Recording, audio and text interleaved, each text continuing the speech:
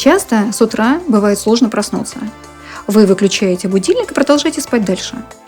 Я предлагаю такой лайфхак. Переставьте с вечера будильник на противоположную сторону комнаты. И тогда, когда утром будильник сработает, вам придется встать, проснуться и дойти до будильника. Таким образом вы проснетесь. Бодрости и здоровья вам!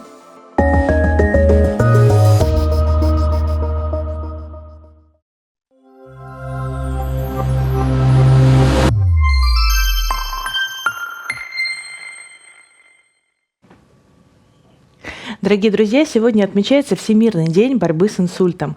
И в честь этого дня, в честь этого информационного повода мы решили поговорить на эту важную тему, на тему, как защититься от инсульта, потому что у всех у нас есть сосуды, у многих из нас есть наследственность. Врачи каждый раз спрашивают, и терапевты, и кардиологи, и эндокринологи, всегда, и неврологи всегда спрашивают, были ли случаи в семье инсульта, инфаркта.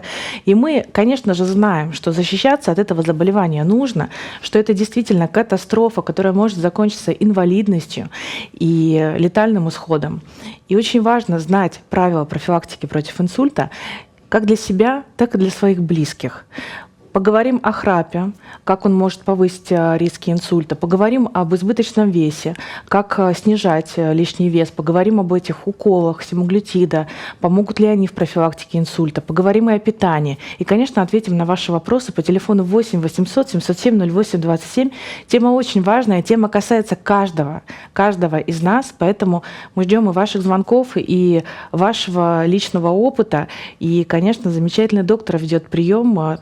Это Ольга Анатольевна Щербина, врач-невролог, паркинсонолог, кандидат медицинских наук, врач неотложной неврологии ЦКБ Управления делами президента Российской Федерации. Добрый день. Здравствуйте. Хочется сказать, что инсульт, конечно, это одно из самых важных заболеваний, социально значимых, и инсульт остается, так же как инфаркт, одной из основных причин инвалидизации людей в старшем возрасте. И, в общем-то, мы постоянно прикладываем все силы, чтобы информировать о факторах риска, о том, чтобы как можно больше людей понимали, почему случается инсульт, с чем это связано, и принимали меры, которые могли бы повлиять на это и предотвратить это страшное заболевание. Потому что инсульт у всех протекает по-разному. Нужно сказать, что основными, конечно, факторами риска инсульт — это осложнение. Начнем с того, что это все-таки осложнение сердечно-сосудистых заболеваний или метаболических заболеваний. Основными причинами инсульта, как известно, является гипертоническая болезнь, особенно неконтролируемая гипертензия. И, как ни странно, гипертензия в основном вызывает геморрагический инсульт. Все как-то часто ассоциируют это с ишемическим состоянием, но чаще всего неконтролируемая гипертензия вызывает геморрагический инсульт. Это кровоизлияние в головной мозг, которое может быть разной степени выраженности и также может приводить к очень тяжелым инвалидизирующим последствиям. Повышенный уровень холестерина. Я бы хотела про факторы риска побольше сказать. Да, вы просто упомянули геморрагические. А вот все слышали вот это на слуху: геморрагический, ишемический. А в чем разница? И есть ли разница для обычного человека? Конечно, есть разница. Разница, собственно, в том патологическом состоянии, которое формируется в головном мозге в момент возникновения инсульта. Потому что геморрагический буквально переводится как кровоизлияние. То есть это излитие крови, вещество головного мозга, в зависимости от того, какой сосуд страдает.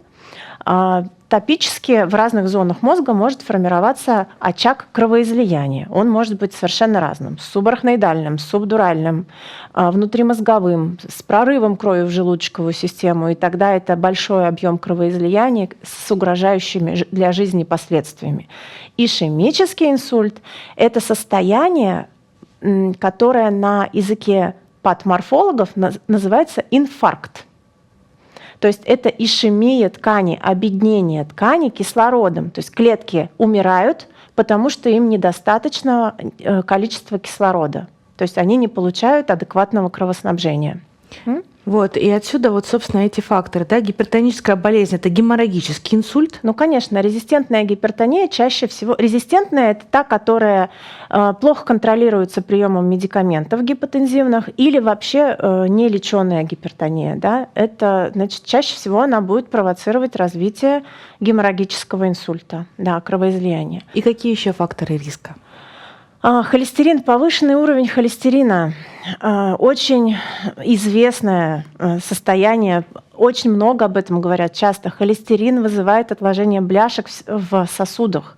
Бляшки, в свою очередь, провоцируют развитие атеротромбоза. Это когда либо на фоне самой бляшки изъязвленные тромбоциты приклеиваются к этим неравномерным участкам, образуя тромб, и тогда мы получаем острый ишемический инсульт. Или когда бляшка так долго и прогрессивно растет, что она просто закрывает просвет сосуда, вызывая остановку кровообращения и формирование ишемического инсульта. Уровень сахара, неконтролируемый сахар оказывает токсическое действие на сосуды. Сосуды становятся ломкими, хрупкими, появляются очаги гиалиноза, и в совокупности с высоким уровнем холестерина и гипертонии могут вызывать те же самые проблемы с последующим нарушением мозгового кровообращения. А какой уровень сахара уже считается критическим для сосудов? Ну, все, что выше 5,1. Да, все-таки, да, вот уже прям верхняя граница нормы перешли ее, и уже удар по конечно, сосудам. Если у вас когда-то однократно натощак вы взяли уровень сахара, он там, допустим, 5,6, то такой уровень сахара сразу не спровоцирует у вас ни инфаркт, ни инсульт. Но, тем не менее, длительное течение сахарного диабета, особенно тот сахарный диабет, который мы не лечим, который мы просто оставляем без коррекции медикаментозной, он в дальнейшем приведет к развитию и сосудистых, и других неврологических осложнений. Ольга Анатольевна, у нас такой интересный вопрос есть от Маргариты. Может ли наркоз угрожать в будущем инсультом? Нет, наркоз не может угрожать будущим инсультом. Итак, высокое давление, высокий сахар – это такие тяжелые факторы риска, да, которые могут в будущем приводить к инсульту. Известные, широко распространенные, часто встречающиеся. А еще есть другие факторы риска. Вот, например, синдром обструктивного апноэ сна. Мы последние годы очень часто его выявляем, и даже у нас в отделении для пациентов с нарушением мозгового кровообращения есть специальный доктор, который проводит специальное исследование. Если у пациента есть подозрение на синдром обструктивного апноэ сна, мы делаем полисомнографию и потом назначаем коррекцию синдрома обструктивного апноэ, потому что это состояние в разы увеличивает риск развития инсульта из-за частых пауз во время дыхания, во время ночного сна, постоянного колебания артериального давления, из-за того, что происходит неадекватное кровообращение, да, головного мозга и других органов. Вот. И, конечно же, синдром обструктивного апноэ сна достоверно увеличивает риск развития сердечно-сосудистых заболеваний, поэтому СИПАП-терапия нам очень помогает, и она очень хорошо и корректирует этот синдром, а еще пациенты, которые ее получают уже с развившимся инфарктом и инсультом, выздоравливают быстрее, потому что у них быстрее в норму приходят соматические показатели, давление, холестерин тот же, да, то есть они быстрее восстанавливаются. Когда человек спит, он более здоров. Когда он высыпается, да, правильно я понимаю? Совершенно верно. Дорогие друзья, если вдруг вы знаете, что вы храпите или храпит кто-то из ваших родных, нужно обязательно обратиться к доктору для того, чтобы эту проблему решить, потому что апноэ равно храп. Или это не всегда храп? Нет, не всегда апноэ. А как храп? Вот это остановки дыхания, как их понять незнающему человеку? Ну, это видно невооруженным глазом. То есть человек просто делает... Храпа может не быть, но остановку дыхания посторонний человек заметит. Ну, то есть нужно просто внимательно посмотреть на человека, который спит рядом с вами. А если тут Да. Самодиагностика, она невозможна. Мы только по косвенным каким-то признакам можем понять, что по факторам риска, например, мы знаем, что у пациентов с ожирением, да, у них выше риск развития синдрома обструктивного апноэ сна, с тем же сахарным диабетом выше риск развития синдрома обструктивного апноэ сна. То есть здесь нужно как-то вот индивидуально решать с каждым пациентом. Угу. Вопросы еще у нас есть. Просто практически ваша тезка написала, поэтому у меня так произошла небольшая пауза. Добрый вечер. У меня сахар 5,9, пишет Ольга. Терапевт говорит, все хорошо. Больше 6 уже не норма. Как так? Или у нас в поселке свои нормы? Мне 43 года, пишет Ольга. Холестерин плохой повышен. Тощаковый сахар 5,9 – это повод сдать уровень гликированного гемоглобина или сделать нагрузочный глюкозотолерантный тест для того, чтобы понять, есть ли у вас уже сахарный диабет, или мы в настоящий момент имеем такое состояние, как нарушение толерантности к глюкозе, раньше оно называлось преддиабет. Но в любом случае, если даже медикаментозная терапия сейчас не назначается, то необходима диета, да, с ограничением простых углеводов. И необходимо дообследование, это точно, потому что с уже имеющимися заболеванием сердечно-сосудистой системы мы рекомендуем поддержание уровня сахара ниже, чем 4,5, да, норма у нас, тощаковый сахар, а сахар натощак вот в норме, он должен быть ниже, чем 5,1. Спасибо большое. У нас есть звонок от Веры. Здравствуйте, вы в прямом эфире. Здравствуйте. Скажите, пожалуйста, мне 84 года. В 93-м году у меня был инсульт после второго инфаркта. И вот в том году мне делали МРТ мозга, я лежала в первой городской больнице, и там вроде как все чисто у меня. Вот это может быть такое? Вот у меня был типун на языке, такой слюнявый ком, нога правая тащилась, разговаривала я плохо. Все прошло, в течение, наверное, 10 дней восстановилось у меня вот это состояние. Вот мне интересно, почему чисто все. Прокомментирую сейчас, конечно. Спасибо большое вам за вопрос. Инсульт как диагноз мы ставим в том случае, когда мы имеем подтвержденный на МРТ в определенных режимах очаг ишемических изменений в головном мозге. Но бывают такие состояния, как транзиторные ишемические атаки. Это та же самая симптоматика инсульта. Может быть и нарушение речи, и слабость односторонняя в каких-то конечностях, и атаксия головокружения, и нарушение глотания, но в этих ситуациях мы не находим ишемических изменений на МРТ. Я боюсь, что вот когда вы делали в 93-м году, 30 лет назад, способность МРТ-аппаратов была недостаточная в тот момент. И, наверное, вы делали, скорее всего, на низкопольном 0,25 словом томографе, и, возможно, там просто его не увидели. То есть разрешающая способность аппарата МРТ 30 лет назад, скорее всего, не позволила увидеть точно очаг инсульта. Но сейчас томографы современные. Вот. Сейчас мы МРТ делаем в первые часы от начала заболевания, и даже в зависимости от того, в каком режиме мы делаем, мы можем сказать, сколько часов от момента наступления заболевания произошло.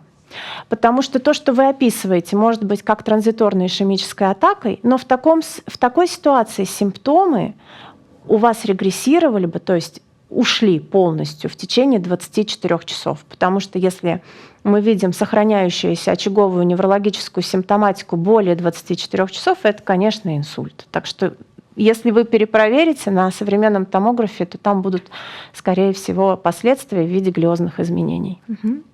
Вот так вот. Вера, остались ли у вас еще вопросы? Понятно. Спасибо. Спасибо, всего Будьте доброго. здоровы. Всего хорошего. Наталья спрашивает, скажите, пожалуйста, у меня иногда бывают мерцания в глазах, как будто стеклышки переливаются. Очень неприятное состояние. Так длится 10-15 минут. Потом это состояние проходит, но начинается тупая боль в висках, а потом может начать болеть вся голова. Что это за состояние?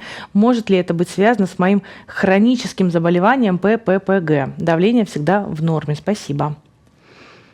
Это, наверное, парапоксизмальное головокружение какое-нибудь? Доброкачественное оппозиционное пароксизмальное головокружение. Да, но головокружение проявляется головокружением, не головной болью. Для этого заболевания характерна интенсивная боль вращающегося характера при перемене положения тела, без рвоты, с минимальной тошнотой и, в общем-то, довольно быстро купирующаяся. Это про ДППГ.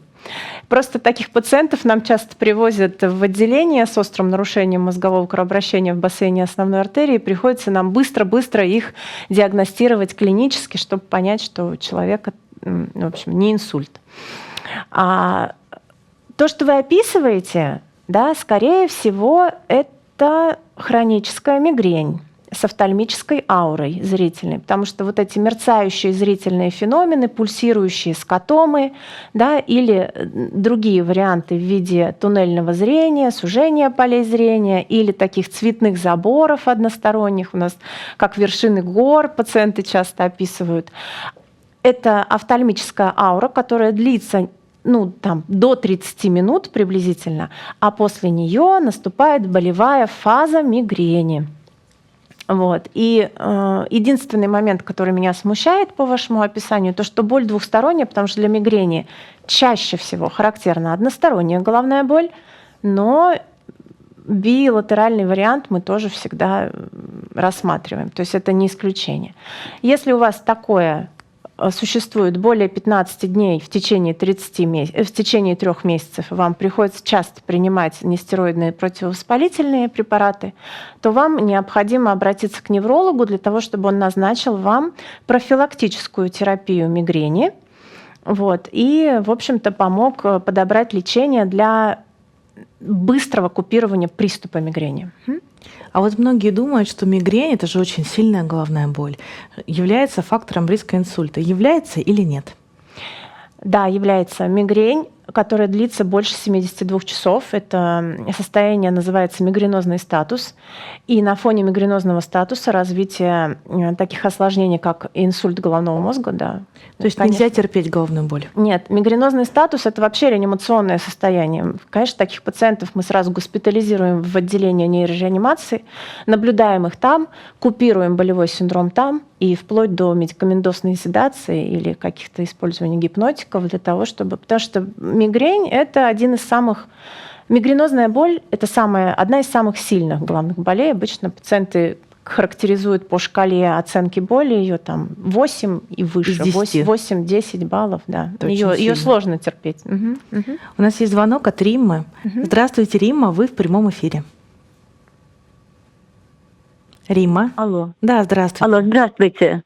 Я бы хотела узнать, вот в 24 году у меня обнаружили инсульт на обследовании на МРТ. Я даже не заметила, в правой лобной доли. Я прошла курс лечения. Вот с тех пор у меня очень болит голова. Каждое утро, вот по утрам болит голова. Сейчас я не принимаю никаких таблеток, кроме, я гипертоник. Вот. Больше других таблеток. Я бы хотела знать, с какой периодичностью мне надо обращаться к доктору и как мне вести себя вообще после этого всего. В смысле, заниматься ли зарядкой, физкультурой, вот в этом плане. Первое, что нужно сделать вам, это выяснить, почему у вас конкретно случился инсульт. Потому что инсульты бывают разные. Есть 5 вариантов инсульта. Самый частый – это атеротромботический, когда у нас есть бляшка в сосуде, на фоне нее случается тромбоз. Или, как я уже говорила, просто бляшка вырастает до такой степени, что она приостанавливает кровообращение в этом сосуде. И уточнить, значит, есть ли у вас атеросклероз. Для этого нам нужно сделать дуплексное сканирование брахиоцефальных артерий. Это малоинвазивный метод УЗИ, который позволяет оценить основные магистрали, кровоснабжающие головной мозг. самая частая причина инсульта – это атеросклероз. Да? Вторая по частоте причина – это нарушение сердечного ритма. Очень часто при мерцательной аритмии, при впервые выявленном пароксизме или при хронической мерцательной аритмии, которая не профилактируется, не закрывается, не лечится приемом антикоагулянтов, у пациентов возникают очаги кардиоэмболии в головном мозге, потому что это магистраль. Вот неправильный сердечный ритм провоцирует турбулентный кровоток. То есть в норме у нас кровоток ламинарный, у нас по магистралям, по артериям кровь течет вот так линейно. Когда сердце сокращается неравномерно, как при мерцательной аритмии, почему мерцательная, там, неравномерное сокращение. Быстро, медленно, пауза, потом опять быстро, потом опять медленно. И вот такой ритм может спровоцировать завихрение. Завихрение в камерах сердца провоцирует образование тромбов. Мы знаем, что при таком состоянии тромбы формируются в ушке левого предсердия, и это ушко левого предсердия является эмбологенным, то есть оттуда могут улетать маленькие тромбы по магистралям, по сосудам вверх в головной мозг и вызывать там закупорку сосуда, остановку кровообращения, да, то есть очаги ишемии. Третий тип инсульта – это инсульты, ассоциированные с редкими состояниями. Обычно это какие-то отклонения в системе гемостаза. Мы часто пациентов с невыявленной очевидной причиной инсульта отправляем на дообследование и исключаем у них полиморфизм генов фолатного цикла или полиморфизм системы гемостаза. Или ищем какие-то другие, например, редкие причины, такие как антифосфолипидный синдром. Да? Вот. То есть необходимо выяснить причину.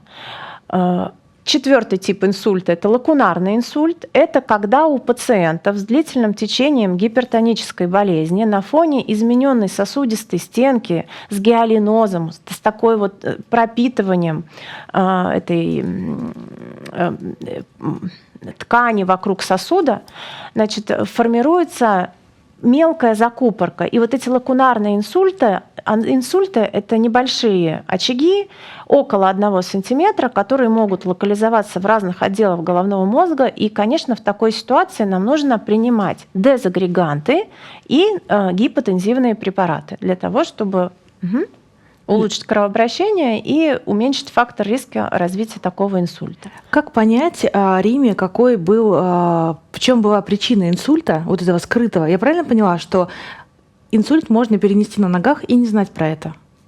Как вот Рима, можно да? перенести инсульт на ногах и не иметь очаговых неврологических симптомов. Ну, честно, за 17 лет практики я редко видела пациента, который бы перенес инсульт и не испытывал вообще никакого недомогания. То есть какое-то, пусть общемозговая симптоматика, какая-то вот... Ну вот голова болит. Да. Что делать? Слабость. Нужно пройти обследование. Вот я очень подробно сейчас рассказывала, что, какой тип инсульта и какая причина может вызвать. И вот на эти факторы риска нужно пройти обследование и обязательно назначить вторичную профилактику инсульта. Потому что если инсульт был, то риски развития повторного значимые. Рима, спасибо вам огромное за звонок. Давайте поговорим о профилактике инсульта. Что нужно делать, если инсульта еще не было и если он уже случился? Если инсульт случился, то это вторичная профилактика. Да? Если инсульта не было, то это первичная профилактика инсульта. И на самом деле они мало чем отличаются, потому что возвращаемся к основам. Инсульт – это осложнение какого-либо заболевания. Это не самостоятельное заболевание. Поэтому иногда неврологи говорят, что мы вообще-то, инсульт лечить не должны, потому что это осложнение сердечно-сосудистых заболеваний. То есть, если у пациента атеросклероз, лечим атеросклероз, и это будет уже первичной профилактикой. Назначаем статины, контролируем уровень холестерина. Что касается холестерина, это вот вопрос, который часто задают больные. А если я буду питаться правильно и исключу всю жирную пищу из своего рациона, вы никак не повлияете на свой уровень холестерина, потому что холестерин синтезируется внутри, да, нашего организма, и снижение потребления животных жиров может позволить нам лишь на 10% снизить уровень холестерина от исходного. И контролируется этот процесс генетически. Есть у нас такие гетерозиготные семейные гиперхолестеринемии или гомозиготные, которые мы знаем в нашей практике и, в общем-то, лечим комбинацией статинов или других. Повышен холестерин, принимаем статины по назначению врача. Да. Это профилактика. Это профилактика. Будет. Если у вас есть мерцательная аритмия, то в терапии, в базисной обязательно должны быть антикоагулянты. Никакие дезагреганты, никакой аспирин тут не сработает, потому что у гемостаза есть два свертывающих компонента. Есть плазменный, есть тромбоцитарный клеточный. Аспирин влияет только на клетки, он снижает агрегацию тромбоцитов, то есть их слипание. А антикоагулянты влияют на плазменные факторы свертывания. И иногда у пациентов у наших в терапии базисной фигурирует и тот препарат, и другой, в зависимости от ситуации. Да? Мы всегда персонально, естественно, подходим к каждому больному. Если давление, необходимо давление контролировать. У давления много осложнений, у высокого давления очень много осложнений. Да? Но получается, что основная профилактика инсульта – это контроль хронических заболеваний, у тех самых, которые провоцируют его появление. Очень хорошо сказали. Подытожила, так сказать. Спасибо большое, Ольга Анатольевна. Дорогие друзья, заботьтесь о своем здоровье для профилактики такой катастрофы.